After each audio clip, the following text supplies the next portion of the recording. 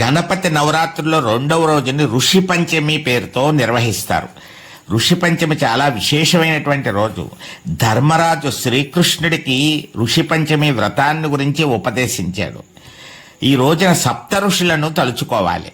కశ్యప మహర్షి, అత్రి మహర్షి, భరద్వాజ మహర్షి, విశ్వామిత్ర మహర్షి, గౌతమ మహర్షి, జమదగ్ని మహర్షి, వశిష్ఠ మహర్షి అనే నామాలు తలుచుకొని వారికి నమస్కారం చేసుకోవాలి. అలాగే ఈ రోజున ముఖ్యంగా మహిళలు తప్పనిసరిగా ఆచరించాలి. ఎందుకంటే బహిష్టు సమయంలో, నెలసరి సమయంలో వారు చేసినటువంటి కొన్ని దోషములు, పాపములు, వంట వండడం వంటి ఉంటాయి.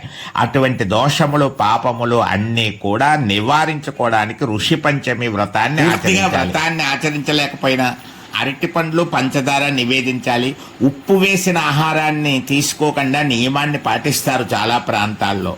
ముఖ్యంగా రామాయణంలో సప్త ఋషుల ప్రస్తావన గురించి వినాలి. సప్త ఋషులను స్మరించుకొని వారికి నమస్కరించుకోవాలి అని చెప్పబడుతోంది. అందరూ ఈ విషయాన్ని గమనించి సప్త ఋషులను స్మరించుకొని ఋషి పంచమి వ్రత ఫలితాన్ని పొందాలని పరసా టీవీ ఆశిస్తోంది.